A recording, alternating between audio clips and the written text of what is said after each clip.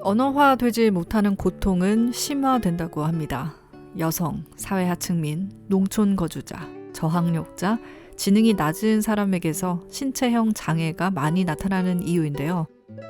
이 중에서 사회적 약자로 가장 인정받지 못하는 그룹이 바로 여성이 아닐까 싶습니다.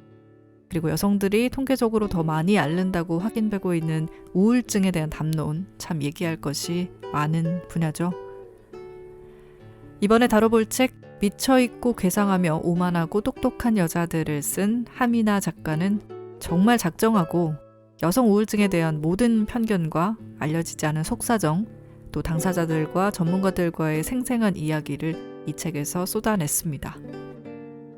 2년에 걸쳐서 진행한 작업의 결과물인데요. 저자가 우울증 측정 도구를 주제로 석사 논문을 쓰면서 공부했던 정신의학 지식들, 우울증을 앓는 2030 여성들과 전문가까지 31명의 인터뷰를 만나 모은 이야기들이 알차게 꽉꽉 담겨 있습니다.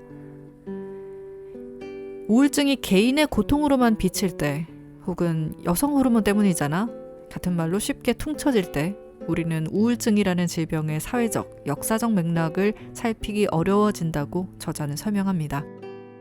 그리고 굳이 별로 살피고 싶지 않았던 거 아니냐고 세상에 대고 외치고 있기도 하죠.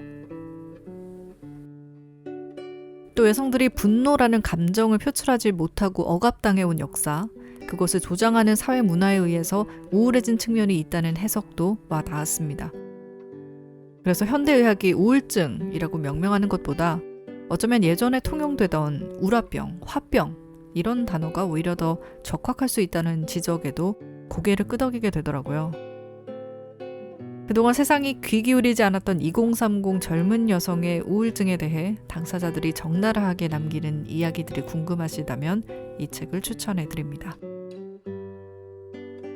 우울증이라는 간단한 말로는 절대 다 설명되지 못한다는 의미에서 이 긴 책 제목이 지어졌다고 하네요. 미쳐있고 괴상하며 오만하고 똑똑한 여자들의 이야기를 발췌 낭독과 다음 시간에 북토크를 통해서 만나보겠습니다.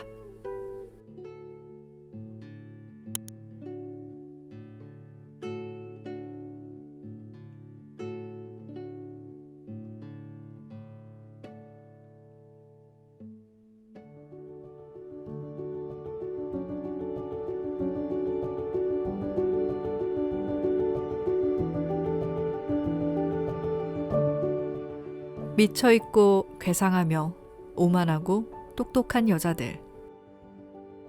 이해받지 못하는 고통, 여성 우울증.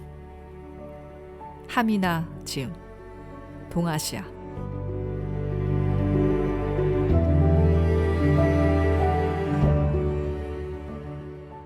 스스로 바라는 삶과 사회가 강요하는 삶 사이. 20, 30대 여성은 도대체 왜 우울할까? 시민건강연구소 젠더와 건강연구센터 김세롬 연구활동가는 20, 30대 여성은 사회가 요구하는 규범과 스스로 추구하는 가치 사이의 균열이 가장 큰 세대, 그래서 추락하기도 쉬운 세대라고 봤다. 그는 미국과 영국 등에서도 여건이 신장되는 가운데 젠더 폭력이 심해지며 여성들이 아노미, 공통가치나 도덕 기준이 없는 혼돈 상태에 빠지는 경험을 공유한다고 말했다. 한국은 사회 변화가 워낙 급격했잖아요. 여성의 권리에 대한 인식 변화도 무척 빨리 이루어졌습니다. 예전에는 결혼할 상대를 본인이 직접 결정하지 못하거나 상대가 마음에 안 들어도 그 사람과 결혼을 했고 그게 삶의 대부분의 것을 결정하는 경우가 많았죠. 여성의 생애 주기에 주류 모델이 있었지만 이젠 그렇지 않습니다.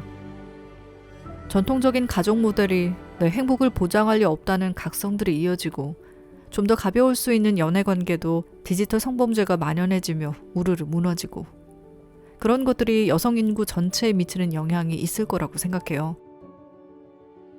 20, 30대 여성은 더 교육받은 세대이고 더 깨친 세대이지만 과도기 단계에 놓인 세대이기에 막상 현실에서 스스로 기대하는 수준의 삶을 꾸리기는 어렵다. 여성에게도 남성과 같은 고등교육의 혜택이 주어진 지 꽤 오랜 시간이 지났지만 실제 노동시장에서 여성이 갈 곳, 나아가 오래 버틸 곳이 많지 않다. 능력 있는 여성은 갈수록 많아지지만 이들의 성취를 반영하여 충분한 보상을 제공하고 이들이 자신의 꿈을 펼치도록 돕는 일자리는 드물다. 여성은 빠르게 변화하고 있는데 세상은 그 변화를 따라잡지 못하고 있다. 이를 현장에서 직접 맞닥뜨리고 있는 사람이 지금의 20, 30대 여성이다. 여학생은 중고등학교 때부터 이미 국어, 영어, 수학 교과에서 남학생보다 높은 성취도를 보인다. 대학 진학률도 이미 10년 전부터 여성이 남성을 앞지르기 시작했다. 취업시장에 들어오면서부터 얘기가 달라진다. 대학도 여성이 많이 가고 성적도 여성이 높지만 고용률은 남성이 월등히 높다.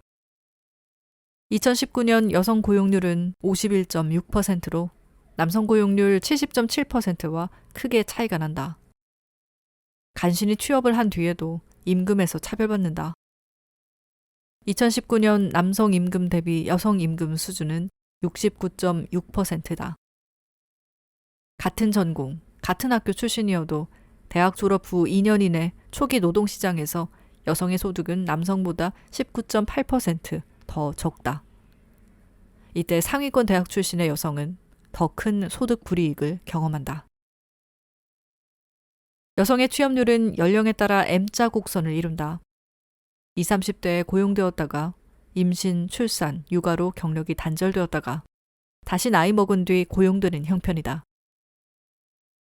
간신히 경력 단절에서 탈출했다고 하더라도 여성은 저임금 불안정 노동에 시달려야 하며 남성보다 하루 평균 2시간의 가사노동을 추가로 해야 한다. 여성은 집에서도 일터에서도 자신이 제공하는 노동의 제대로 된 가치를 평가받지 못한다.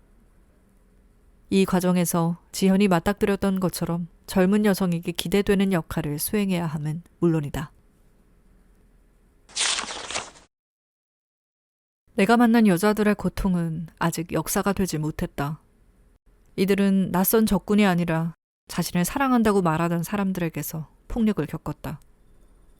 이들에게는 일상이 재난이며 전쟁터이다. 누구에게도 인정받지 못하는 재난이며 홀로 고립되어 싸우는 전쟁이다. 타인과 고통을 나눌 수 없는 상태에서 또 탈출할 수 없는 환경에서 반복적이고도 지속적으로 폭력에 노출되면 현실에서 벗어나는 게 아니라 현재 의식에서 탈출함으로써 폭력 상황을 견디게 된다. 그것이 해리 증상이다. 해리는 한 번에 이루어지는 경험이 아니라 고통으로부터 탈출을 시도했다가 이것이 좌절되는 경험을 여러 번 반복하며 이루어진다. 피해자는 영원히 이곳을 탈출할 수 없을 것이라는 무력감을 학습하게 된다. 하지만 그렇지 않다. 가정폭력, 데이트폭력, 성폭력 등의 친밀한 가해자는 피해자의 삶 구석구석을 통제하려 든다. 그는 자신의 행동을 정당화하기 위해 피해자를 가해에 동참시킨다. 폭력을 승인한 것처럼 만든다. 감사와 사랑과 존경을 표하게 만들며 피해자가 이 관계를 스스로 납득하게 만든다. 가해자는 피해자가 이 폭력을 자발적으로 수용한 것으로 여기게 함으로써 피해자를 파괴한다. 가해자는 피해자가 행동의 주체성을 가지고 있다는 사실을 계속 확인시키면서 폭력의 상황에서 피해자를 혼란스럽게 만든다. 가해자는 변덕스럽고 비일관적이고 예측 불가능하고 사소한 규칙을 통해 피해자를 통제한다. 규칙이 많으면 지키기 어려워진다. 피해자가 규칙을 따르지 못하면 가해자는 피해자를 비난한다. 반복되는 비난 속에서 피해자는 자신이 잘못했다는 감각을 갖게 된다. 그러나 그 규칙은 애초에 지킬 필요가 없는 규칙이다. 몸은 자아를 구성하는 핵심 요소이다. 가해자는 피해자가 먹는 것, 입는 것, 만나는 사람을 통제함으로써 즉 피해자의 몸을 완전히 지배하면서 피해자의 정신까지 장악하려 든다. 변덕스럽고 비일관적으로 행해지는 폭력은 피해자가 가해자의 행동을 예측 불가능하게 받아들이도록 하면서 일상에서 느끼는 두려움을 증폭시킨다. 가해자는 피해자에게 가끔씩 너그럽게 대함으로써 피해자의 심리를 더욱 효과적으로 파괴한다. 일상이 재난인 상황에서 가해자가 때때로 베푸는 아주 사소한 관대함은 피해자에게는 달콤한 유혹처럼 느껴진다. 피해자는 폭력의 상황을 벗어나기보다 적응하며 가해자가 때때로 베푸는 아량에 감사하게 된다. 피해자는 다른 사람들과 단절되며 점차 고립된다.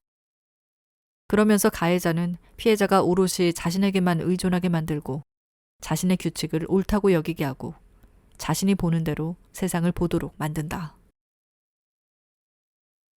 피해자가 가해자에게서 벗어난 뒤에도 폭력의 흔적은 몸에 고스란히 남는다. 관련된 기억을 유발하는 작은 단서만 마주쳐도 몸은 고통을 다시 경험한다.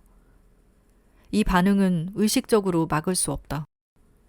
즉, 트라우마는 고통을 다시 경험하게 하거나 혹은 회피하게 하거나 큰 감정을 불러일으키거나 자기를 혐오하게 하거나 고립되게 하거나 믿지 못하게 하거나 문제를 축소하게 하거나 감추려 해도 친밀한 관계에서 다시 문제를 만들거나 피해를 반복하게 만든다. 내가 만난 여자들은 대체로 자신의 고통을 말할 수 있는 단계에 이른 사람들이었다. 고통을 말할 수 있다면 고통을 회복하는 과정이 시작된 것이다.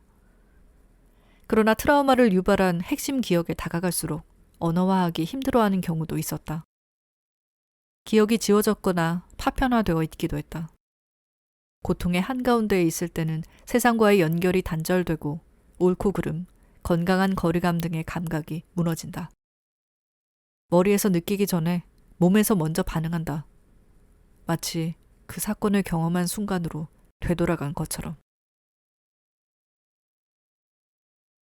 참전군인의 신경쇠약과 여성의 히스테리아가 연구 대상이 되고 중요한 고통으로 취급받기 위해서는 이들의 고통이 기억할 만한 중대한 고통이라고 주장하는 정치적 운동이 필요했다.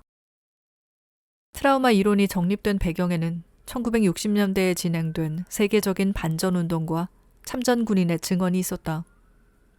여성의 성폭력과 가정폭력, 그리고 아동학대가 가시화된 배경에는 가장 개인적인 것이 가장 정치적인 것이다 라고 외치는 1960년대의 제2물결 여성주의 운동이 있었다.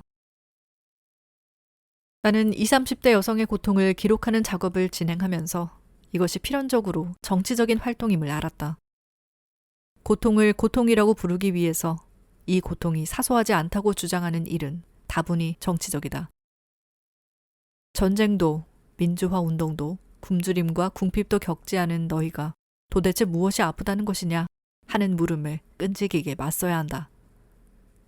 이러한 시도는 2015년 이후부터 소위 메갈 세대로 불리는 젊은 여성들의 다양한 사회운동과 페미니스트로서의 집단적인 각성 없이는 불가능했다.